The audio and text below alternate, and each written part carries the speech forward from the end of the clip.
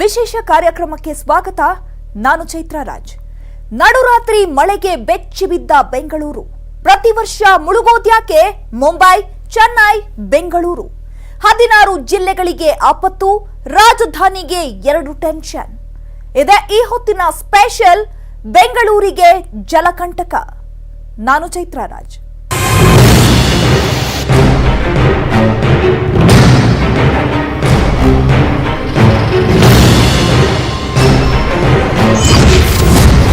ನಡುರಾತ್ರಿ ಮಳೆಗೆ ಬೆಚ್ಚಿ ಬಿದ್ದ ಬೆಂಗಳೂರು.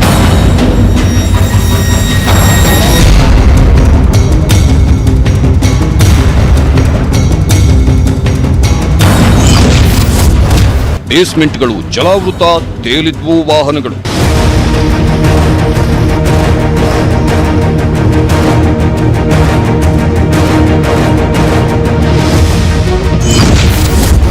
ಪ್ರತಿ ವರ್ಷ ಮುಳುಗೋದ್ಯಾಕೆ? ಮುಂಬೈ, ಚೆನ್ನೈ, ಬೆಂಗಳೂರು.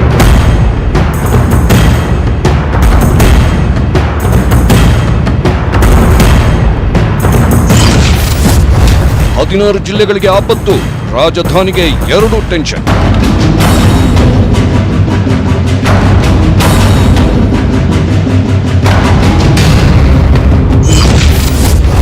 ಬೆಂಗಳೂರಿಗೆ ಕಾದಿದೆಯಾ ಭಯಂಕರ ಆಪತ್ತು?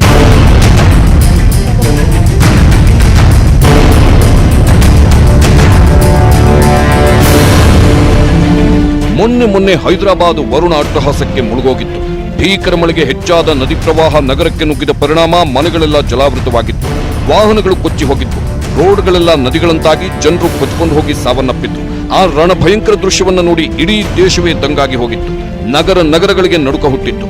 ಬೆಂಗಳೂರಿನ ಭವಿಷ್ಯದ ಪ್ರವಾಹವು ಇಷ್ಟೇ ಭೀಕರವಾಗಿರಲಿದೆ ಅನ್ನೋ ಆತಂಕ ಅಂದೇ ಕಾಡಿತ್ತು. ಇದೀಗ ಆ ಆತಂಕ ಹಂತ ಹಂತವಾಗಿ ನಿಜವಾಗ್ತಿದೆ ನೋಡಿ.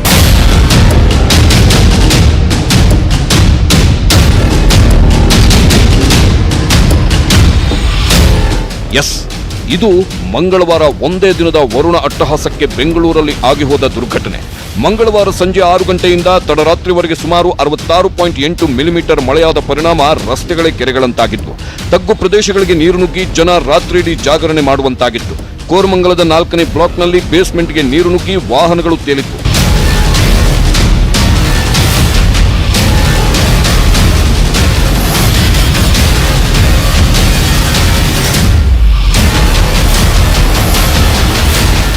RR ನಗರದ ಮೀನಾಕ್ಷಿ ಕಲ್ಯಾಣ ಮಂಟಪಕ್ಕೆ ನೀರು ನುಗ್ಗಿ ಮದುವೆ ಸಂಭ್ರಮದಲ್ಲಿದ್ದವರು ಪರದಾಡುವಂತಾಗಿತ್ತು. ಭಾರಿ ಮಳೆಯಿಂದ ಊಟದ ಹಾಲ್, ಮಂಟಪದ ಮುಂಭಾಗ ಸಂಪೂರ್ಣ ಜಲಾವೃತಗೊಂಡಿದೆ. ಮದುವೆಗೆ ಬಂದವರ ಕಾರುಗಳು ಕೂಡ ನೀರಲ್ಲಿ ಮುಳುಗಡೆಯಾಗಿತ್ತು. ಅಡುಗೆ ಮನೆ ಸಂಪೂರ್ಣ ಜಲಾವೃತಗೊಂಡಿದ್ದು, ಸಿಲಿಂಡರ್ ಕೂಡ ನೀರಲ್ಲಿ ತೇಲಾಡಿತ್ತು.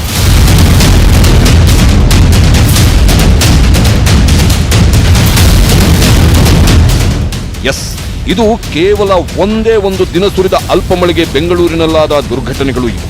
ಇಷ್ಟು ಮಳೆಗೆ ಬೆಂಗಳೂರಿನ ಪರಿಸ್ಥಿತಿ ಹೀಗಾದ್ರೆ ಮುಂದೆ ಅತಿ ದೊಡ್ಡ ಮಳೆ ಅಪ್ಪಳಿಸಿದಾಗ ಸಿಲಿಕಾನ್ ಸಿಟಿಯ ಅವಸ್ಥೆ ಏನಾಗಲಿದೆ?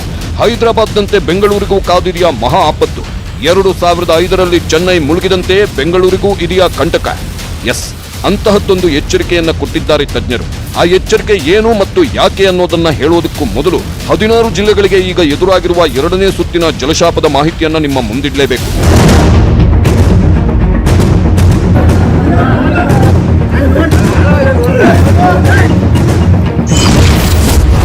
16 ಜಿಲ್ಲೆಗಳಿಗೆ ಮತ್ತೆ ವರುಣಾಘಾತ.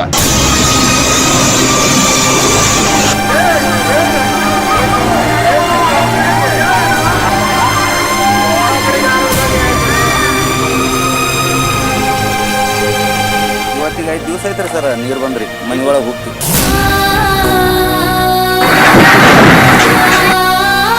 ಮನೆಗಳೆಲ್ಲ ಬಿದ್ದುಬಿಟ್ಟು ಹೋದಿಲ್ಲ. ಊಟಕ್ಕಂತೂ ಸಾಕಷ್ಟು ತೊಂದರೆ ಇದೆ. ಯಾಕಂದ್ರೆ ಏನು ಅಡಿಗೆ ಮಾಡಕ್ಕಂತ ಚಾನ್ಸಸ್ ಇಲ್ಲ. 5 ದಿನ ಊಟ ಇಲ್ಲ.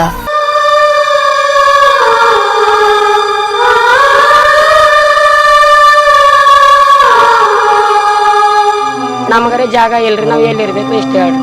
ಅಧಿಕಾರಿಗಳು ಬಂದು ಪರಿಶೀಲನೆ ಮಾಡಬೇಕು. ಮನೆಗಳು ನಮ್ ಕೂಡಲಾಗ್ಯಾರ, ಒಟ್ಟ ರೊಕ್ಕ ಕಟ್ಟತ್ತಾರಿ. ಇಲ್ಲಿ ಕಟ್ಟಬೇಕ್ರಿ ರೊಕ್ಕ.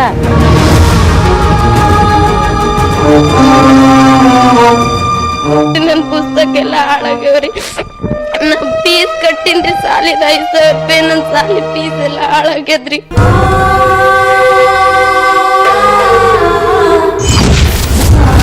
ಭೀಮಾ ಕೃಷ್ಣಾ ತೀರದಲ್ಲಿ ನಿಲ್ಲದ ಆತಂಕ.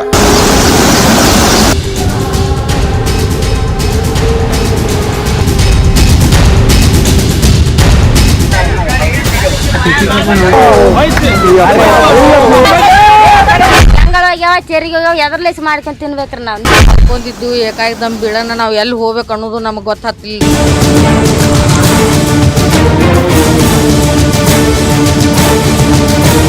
ಮಕ್ಕಳೆಲ್ಲ ಅಳತಾವ, ಊಟ ಇಲ್ಲ, ಅನ್ನ ಇಲ್ಲ, ನೀರಿಲ್ಲ.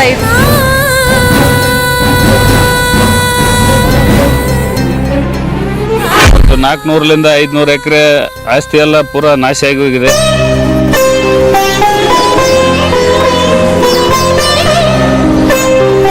ಕೆಲವು ಮಂದಿ ಎಲ್ಲ ಒಂದು 10 ಚೀಲ, 20 ಚೀಲ, 100 ಚೀಲ, 50 ಚೀಲ ತಾನು ಮಸಾಲ ಮುಣಿಗೋಗ್ಯದ. ಕಳೆದ ವಾರ ಸುರಿದ ಭಾರಿ ಮಳೆಗೆ ಉತ್ತರ ಕರ್ನಾಟಕ, ಕರಾವಳಿ ಜಿಲ್ಲೆಗಳು ತತ್ತರಿಸಿ ಹೋಗಿದ್ವು. ಉತ್ತರ ಕರ್ನಾಟಕದ ಬೆಳಗಾವಿ, ಬಾಗಲಕೋಟೆ, ಕಲಬುರಗಿ, ಗದಗ, ಹುಬ್ಬಳ್ಳಿ, ಧಾರವಾಡ, ವಿಜಯಪುರ, ಯಾದಗಿರಿಯಲ್ಲಿ ಒಂದೇ ಸಮನೆ ಆರ್ಭಟಿಸಿದ ವರುಣ ಹಳ್ಳ ಕೊಳ್ಳಗಳು ಕೊಚ್ಚಿ ಹೋಗುವಂತೆ ಹರಿಯಲು ಕಾರಣವಾಯಿತು. ಕೆರೆಗಳು ಕಟ್ಟೆ ಒಡೆದು ಊರು ಕೇರಿಗೆ ನೀರು ನುಗ್ಗಿ ಸಾಕಷ್ಟು ಸಮಸ್ಯೆ ಆಯಿತು. ಇದಾದ ನಂತರ ಮಹಾರಾಷ್ಟ್ರದ ಮರಣ ಮಳೆಗೆ ಕಾಗಿಣ, ಭೀಮಾ, ಕೃಷ್ಣಾ ನದಿ ಅಬ್ಬರಿಸಿ ವಿಜಯಪುರ, ಯಾದಗಿರಿ, ಕಲಬುರಗಿ, ರಾಯಚೂರಲ್ಲಿ ಜಲಪ್ರಳಯವನ್ನೇ ಸೃಷ್ಟಿಸಿತು. 200 ಗ್ರಾಮಗಳು ಜಲಾವೃತವಾಗಿ 44,000ಕ್ಕೂ ಹೆಚ್ಚು ಮಂದಿ ಸಂತ್ರಸ್ತರಾದರು. ಮುಳುಗಿದ ಹಳ್ಳಿಗಳಲ್ಲಿ ಇನ್ನೂ ಕೂಡ ನೀರು ಇಳಿದಿಲ್ಲ. ಹಾಗಿರುವಾಗಲೇ ಒನ್ಸ್ ಅಗೇನ್ ವಾರ್ನಿಂಗ್ ಕೊಟ್ಟಿದೆ ಹವಾಮಾನ ಇಲಾಖೆ. 16 ಜಿಲ್ಲೆಗಳಿಗೆ ಮತ್ತೆ ಜಲಕಂಟಕದ ಎಚ್ಚರಿಕೆ ನೀಡಲಾಗಿದೆ. ಹೀಗಾಗಿ ಭೀಮಾ ಕೃಷ್ಣಾ ತೀರದಲ್ಲಿ ಮತ್ತೆ ಶುರುವಾಗಿದೆ ಭೀಕರ ಪ್ರಳಯಾತಂಕ.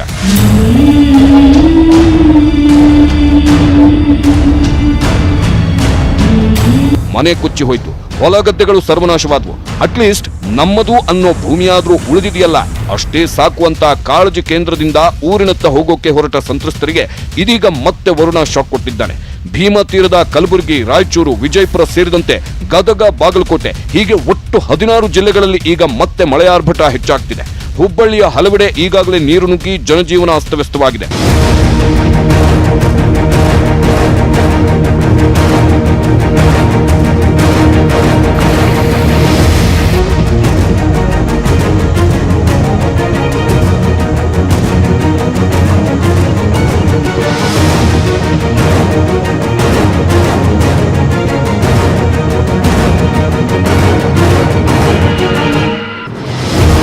ಗದಗದಲ್ಲೂ ಭರ್ಜರಿ ಮಳೆಯಾಗ್ತಿದ್ದು ಹಳ್ಳ ಕೊಳ್ಳಗಳು ಮತ್ತೆ ತುಂಬಿ ಹರಿಯುತ್ತಿವೆ. ಲಕ್ಷ್ಮೇಶ್ವರ ತಾಲೂಕಿನ ಆದ್ರಹಳ್ಳಿ ಗ್ರಾಮದಲ್ಲಿ 25ಕ್ಕೂ ಹೆಚ್ಚು ಮನೆಗಳಿಗೆ ನೀರು ನುಗ್ಗಿದೆ. ಈ ಕಡೆ ಹಾವೇರಿ, ವಿಜಯಪುರ, ಬಳ್ಳಾರಿಯಲ್ಲಿ ಭಾರೀ ಮಳೆ ಸಿಡಿಲಿಗೆ 5 ಮಂದಿ ಬಲಿಯಾಗಿದ್ದಾರೆ. ವಿಜಯಪುರದ ಚಡಚಣ ತಾಲೂಕಿನ ಹತ್ತಳ್ಳಿ ಗ್ರಾಮದಲ್ಲಿ ಸಿಡಿಲು ಬಡಿದು ಹೊಲದಲ್ಲಿ ಕೆಲಸ ಮಾಡುತ್ತಿದ್ದ ರೈತ ಧರೆಪ್ಪ ಬಿರಾದರ ಸಾವನ್ನಪ್ಪಿದ್ದಾರೆ. ಬಳ್ಳಾರಿಯ ಸಿರುಗುಪ್ಪ ತಾಲೂಕಿನ ಭೈರಾಪುರ ಕ್ರಾಸ್ ಬಳಿ ಸಿಡಿಲು ಬಡಿದು 2 ರೈತ ಮಹಿಳೆಯರು ಸಾವನ್ನಪ್ಪಿದ್ದಾರೆ.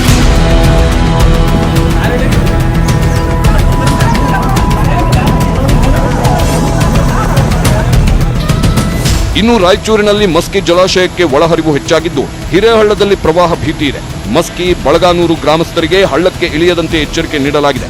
ಭಾರಿ ಮಳೆಗೆ ಮಸ್ಕಿ ತಾಲೂಕಿನ ಅಂಕುಶದೊಡ್ಡಿ ಗ್ರಾಮದಲ್ಲಿ ಮನೆ ಮೇಲ್ಛಾವಣಿ ಕುಸಿದು ಅದೃಷ್ಟವಶಾತ್ ಮಹಿಳೆ ಮತ್ತು 2 ವರ್ಷದ ಮಗು ಅಪಾಯದಿಂದ ಪಾರಾಗಿದ್ದಾರೆ.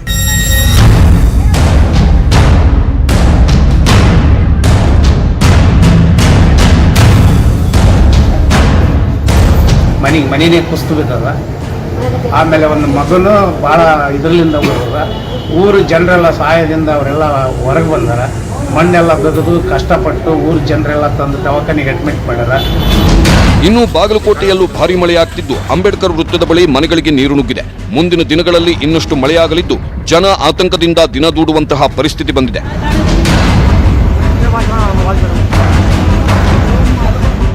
ಬಂಗಾಳಕೊಲ್ಲಿಯಲ್ಲಿ ವಾಯುಭಾರ ಕುಸಿತಗೊಂಡ ಕಾರಣ ಗಾಳಿಯ ತೀವ್ರತೆ ಮುಂದುವರೆದಿದೆ. ಹೀಗಾಗಿ ಇನ್ನು 3 ದಿನ ರಾಜ್ಯದಲ್ಲಿ ಮತ್ತಷ್ಟು ಮಳೆಯಾಗಲಿದೆ. ಉತ್ತರ ಕರ್ನಾಟಕ ಭಾಗದ ವಿಜಯಪುರ, ರಾಯಚೂರು, ಬಾಗಲಕೋಟೆ, ಕಲಬುರಗಿ, ಗದಗ, ಧಾರವಾಡ, ಕೊಪ್ಪಳ, ಬಳ್ಳಾರಿ, ಹಾವೇರಿಯಲ್ಲಿ ಮತ್ತೆ ಭಾರೀ ಮಳೆಯಾಗಲಿದೆ ಅಂತ ಹವಾಮಾನ ಇಲಾಖೆ ಎಚ್ಚರಿಕೆ ನೀಡಿದೆ. ಮಧ್ಯ ಕರ್ನಾಟಕದ ದಾವಣಗೆರೆ, ಚಿತ್ರದುರ್ಗ, ಉತ್ತರ ಕನ್ನಡ, ಚಿಕ್ಕಮಗಳೂರು, ಚಿಕ್ಕಬಳ್ಳಾಪುರ, ಬೆಂಗಳೂರಲ್ಲೂ ವರುಣ ಅಟ್ಟಹಾಸ ಇನ್ನು 3 ದಿನ ಮುಂದುವರಿಯಲಿದೆ. ಹೀಗಾಗಿ ಇದೀಗ ಬೆಂಗಳೂರು ಮತ್ತು ಭೀಮಾ ಕೃಷ್ಣಾ ತೀರದ ಉತ್ತರ ಕರ್ನಾಟಕದ ಜಿಲ್ಲೆಗಳಿಗೆ ಜಲಪ್ರಳಯದ ಆತಂಕ ಕಾಡುತ್ತಿದೆ. ಮತ್ತೆ ನದಿ ಉಕ್ಕಿ ಹರಿದು 100 ಗ್ರಾಮಗಳು ಮುಳುಗುವ ಭೀತಿ ಎದುರಾಗಿದೆ.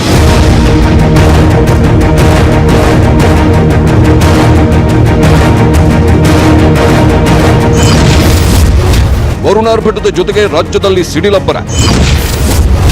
ಒಂದೇ ದಿನದ ಸಿಡಿಲ್ ಮಿಂಚಿಗೆ 9 ಮಂದಿ ಬಲಿ. ಇಷ್ಟು ದಿನ ಪ್ರವಾಹಕ್ಕೆ ಕೊಚ್ಚಿ ಹೋಗಿ 10 ಮಂದಿ ಬಲಿಯಾಗಿದ್ರು.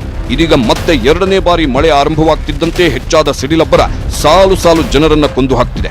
ಹೌದು, ಮಂಗಳವಾರ ಭಾರೀ ಮಳೆ ಜೊತೆಗೆ ಅಪ್ಪಳಿಸಿದ ಸಿಡಿಲು ಕೊಪ್ಪಳ, ಕಲಬುರಗಿ, ಬೆಳಗಾವಿ, ಬಳ್ಳಾರಿ, ದಾವಣಗೆರೆಯಲ್ಲಿ ಒಟ್ಟು 9 ಮಂದಿಯನ್ನ ಬಲಿ ತೆಗೆದುಕೊಂಡಿದೆ. 50ಕ್ಕೂ ಹೆಚ್ಚು ಜಾನುವಾರುಗಳು ಸಿಡಿಲ ದಾಳಿಗೆ ಬಲಿಯಾಗಿದ್ರೆ ರಾಯಚೂರಿನ ಭೋಗಾವತಿ ಗ್ರಾಮದಲ್ಲಿ ಸಿಡಿಲಾರ್ಭಟಕ್ಕೆ 4 ಎಕರೆ ಕಬ್ಬು ಸುಟ್ಟು ಭಸ್ಮವಾಗಿದೆ.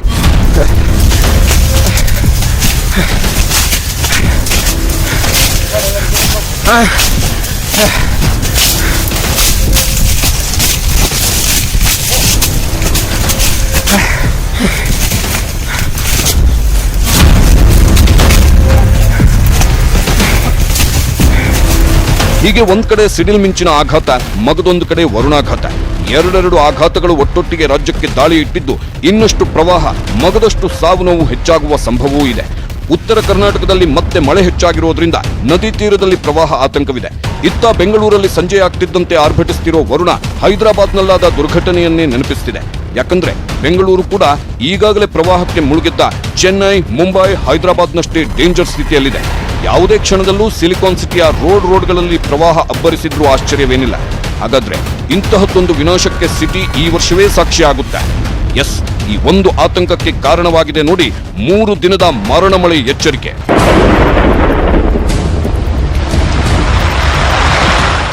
ಹೈದರಾಬಾದ್, ಮುಂಬೈ, ಚೆನ್ನೈನಲ್ಲಿ ಮಳೆ ಬಂದ್ರೆ ಜಲಪ್ರಳಯವೇ ಸೃಷ್ಟಿಯಾಗುತ್ತೆ. ಬೆಂಗಳೂರಲ್ಲೂ ಒಂದು ಸ್ವಲ್ಪ ಮಳೆ ಬಿದ್ರೆ ಸಾಕು, ಸಾಲು ಸಾಲು ಮನೆಗಳಿಗೆ ನೀರು ನುಗ್ಗುತ್ತೆ. ಹೀಗೆ ನಗರಗಳಲ್ಲಿ ಸಣ್ಣ ಮಳೆಗೂ ನೆರೆ ಸೃಷ್ಟಿಯಾಗೋದ್ಯಾಕೆ? 50 ವರ್ಷದಲ್ಲಿ ಆದ ಮಹಾ ಪ್ರಮಾದವೇ ಮಹಾನಗರಗಳಿಗೆ ಶಾಪವಾಗಿದ್ಯಾ? ಆ ಕುರಿತು ಮಾಹಿತಿ ಕೊಡ್ತೀವಿ ಬ್ರೇಕ್ ಆದ್ಮೇಲೆ. ಮುಳುಗೇಳುತ್ತೆ, ಚೆನ್ನೈನಲ್ಲೂ ಭೀಕರ ಪ್ರವಾಹ ಸೃಷ್ಟಿಯಾಗುತ್ತೆ. ಹೈದರಾಬಾದ್ ನಗರ ಮಹಾಮಳೆ ಆರ್ಭಟಕ್ಕೆ ಈ ಬಾರಿ ಕೊಚ್ಚಿ ಹೋಗಿದೆ. ಇದೀಗ ಅದೇ ಪ್ರಳಯ ಭೀತಿಯಲ್ಲಿದೆ ನಮ್ಮ ಬೆಂಗಳೂರು. ಮಳೆ ಬಂದ್ರೆ ಮುಳುಗುತ್ತವೆ ದೇಶದ ಮಹಾನಗರಗಳು.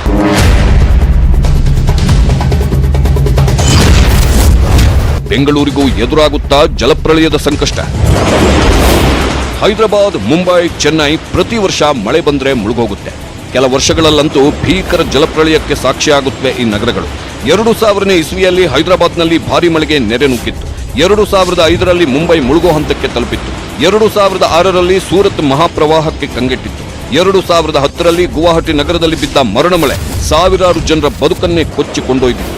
2013ರಲ್ಲಿ ದೆಹಲಿ ಮತ್ತು ಕೋಲ್ಕತ್ತಾ, 2014ರಲ್ಲಿ ಶ್ರೀನಗರ, 2015ರಲ್ಲಿ ಚೆನ್ನೈ, 2016 ಮತ್ತು 2017ರಲ್ಲಿ ಬೆಂಗಳೂರು ನಗರ ಪ್ರವಾಹವನ್ನ ಎದುರಿಸಿತ್ತು. ಬೆಂಗಳೂರಲ್ಲಿ ಸ್ವಲ್ಪ ಮಳೆ ಬಂದ್ರೆ ನೀರು ನುಗ್ಗಿ ಅವಾಂತರ ಆಗೋದೇನೂ ಹೊಸದಲ್ಲ. ಆದ್ರೆ ಇದುವರೆಗೂ 2015ರಲ್ಲಿ ಚೆನ್ನೈ ಭೀಕರ ಪ್ರವಾಹಕ್ಕೆ ತುತ್ತಾದಂತೆ ಇದೀಗ 2 ವಾರದಲ್ಲಿ ಹೈದರಾಬಾದ್ನಲ್ಲಿ ಆಗಿರುವ ಜಲಪ್ರಳಯದಂತಹ ಭೀಕರತೆಗೆ ಇನ್ನೂ ಬೆಂಗಳೂರು ಸಾಕ್ಷಿಯಾಗಿಲ್ಲ. ಆದ್ರೆ ಇದೀಗ ಒಂದೇ ಮಳೆಗೆ ನೀರು ನುಗ್ಗಿ ಕಾರುಗಳು ದೋಣಿಯಂತೆ ತೇಲಿರೋದನ್ನ ನೋಡಿದ್ರೆ ಚೆನ್ನೈ, ಹೈದರಾಬಾದ್ನಂತಹ ಭೀಕರ ಪ್ರವಾಹಕ್ಕೆ ಬೆಂಗಳೂರು ಕೂಡ ಸಾಕ್ಷಿಯಾಗುವ ದಿನಗಳು ಬಹಳ ದೂರವೇನಿಲ್ಲ.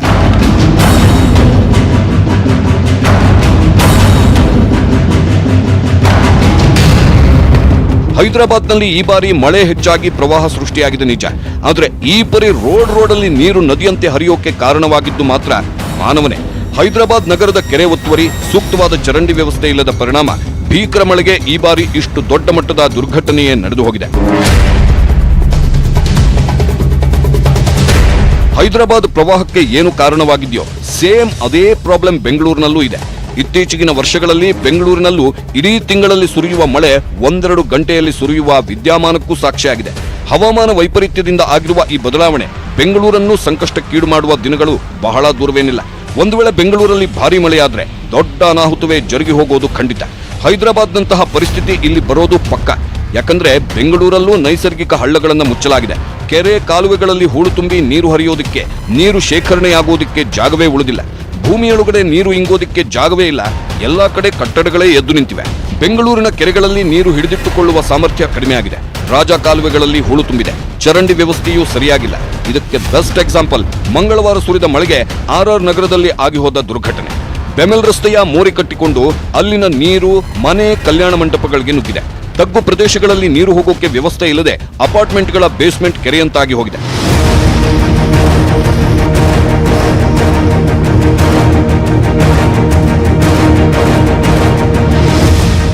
ಮೊನ್ನೆ ಕೆಂಗೇರಿಯಲ್ಲಿ ವೃಷಭಾವತಿ ನದಿ ತಡೆಗೋಡೆ ಒಡೆದು ರೋಡ್ಗೆ ನೀರು ನುಗ್ಗಿತ್ತು. ಇಂತಹ ಸಣ್ಣ ಪುಟ್ಟ ದುರ್ಘಟನೆಗಳು ಬೆಂಗಳೂರಲ್ಲಿ ನಡೀತಾನೆ ಇದೆ. ಆದರೆ ಇನ್ನೂ ಎಚ್ಚೆತ್ತುಕೊಂಡು ಮಳೆಗಾಲದ ಪ್ರವಾಹ ಸಂಕಷ್ಟವನ್ನು ತಡೆಗಟ್ಟುವ ಸಲುವಾಗಿ ಯಾವುದೇ ಸೂಕ್ತ ಕ್ರಮ ಕೈಗೊಂಡಿಲ್ಲ ಬಿಬಿಎಂಪಿ. ಹಾಗಾಗಿ ಒಂದಲ್ಲ ಒಂದು ದಿನ ಮಳೆರಾಯ ಹೈದರಾಬಾದ್ನ ಕಾಡಿದಂತೆ ಬೆಂಗಳೂರನ್ನ ಕಾಡೋ ದಿನಗಳು ಬಹಳ ದೂರವೇನಿಲ್ಲ.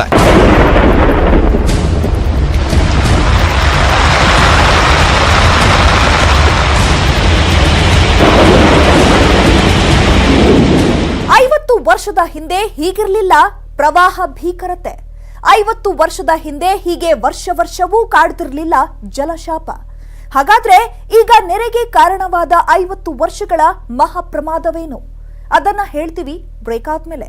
ಅಂಗಡಿಸಿರಲಿಲ್ಲ, ಊರೂರು ನಗರಗಳು ಕೊಚ್ಚಿ ಹೋಗ್ತಿರ್ಲಿಲ್ಲ. ಆದ್ರೆ ಈಗ ಸಾಮಾನ್ಯ ಮಳೆ ಬಿದ್ರೂ ಸಾಕು, ನಗರಗಳಲ್ಲಿ ಭೀಕರ ಪ್ರವಾಹವೇ ಸೃಷ್ಟಿಯಾಗ್ತಿದೆ. ಪ್ರತಿ ವರ್ಷ ಮಳೆಗಾಲ ಬಂದ್ರೆ ಸಾಕು, ಮುಕ್ಕಾಲು ಭಾಗ ಅಸ್ಸಾಂ ಮುಳುಗೋಗುತ್ತೆ. ಇದಕ್ಕೆ ಕಾರಣ ಬ್ರಹ್ಮಪುತ್ರ ನದಿಯಲ್ಲಿ ತುಂಬಿರುವ ಹೂಳು. ಇತ್ತೀಚೆಗಿನ ವರ್ಷಗಳಲ್ಲಿ ಮಳೆಗಾಲದಲ್ಲಿ ಮುಂಬೈ ಮುಳುಗೋದು ಸಾಮಾನ್ಯವಾಗಿದೆ. ಹೀಗೆ ಮುಂಬೈ ಮುಳುಗೋದಕ್ಕೆ ಕಾರಣ ಅಲ್ಲಿನ ಅವ್ಯವಸ್ಥೆ, ನೀರು ಹರಿದು ಹೋಗಲು ಮಾಡದ ವ್ಯವಸ್ಥೆ. ಹೀಗೆ ಪ್ರತಿ ನಗರಗಳಲ್ಲೂ ಈಗ ಮಳೆ ಬಂದ್ರೆ ಸಾಕು ಭಾರಿ ಅನಾಹುತವೇ ಆಗಿ ಹೋಗುತ್ತೆ. ಇದಕ್ಕೆಲ್ಲ ಕಾರಣ 50 ವರ್ಷಗಳಿಂದ ಆಗ್ತಿರುವ ನಗರೀಕರಣ. ಕಳೆದ 50 ವರ್ಷಗಳಿಂದ ನಗರಗಳು ಬೆಳೆದು ಮಹಾನಗರಗಳಾಗಿವೆ. ಕೆರೆಗಳ ಒತ್ತುವರಿಯಾಗಿದೆ. ಮಳೆ ನೀರು ಹೋಗುವ ಜಾಗಗಳಲ್ಲೆಲ್ಲ ಮನೆ ಕಟ್ಟಡಗಳು ನಿರ್ಮಾಣವಾಗಿದೆ. 50 ವರ್ಷಗಳಿಂದೀಚೆಗೆ ಹೀಗೆ ಬೇಕಾಬಿಟ್ಟಿ ಬೆಳೆದ ನಗರಗಳು ಇದೀಗ ಆ ಎಡವಟ್ಟಿನ ಪ್ರತಿಫಲ ಅನುಭವಿಸುತ್ತಿವೆ. ಸಣ್ಣ ಮಳೆ ಬಂದರೂ ಸಾಕು ಮನೆಗಳಿಗೆ ನೀರು ನುಗ್ಗಿ ಹಾನಿಯಾಗ್ತಿದೆ. ಬೆಂಗಳೂರಲ್ಲಿ ಇದೇ ಸ್ಥಿತಿ ಇದೆ. ಹಾಗಾಗಿ ಮುಂದೊಂದು ದಿನ ಚೆನ್ನೈ, ಮುಂಬೈ, ಹೈದರಾಬಾದ್ನಂತೆ ಬೆಂಗಳೂರಿಗೂ ಜಲಪ್ರಳಯದ ಬಿಸಿ ತಟ್ಟೋ ಸಾಧ್ಯತೆ ಹೆಚ್ಚಾಗಿದೆ.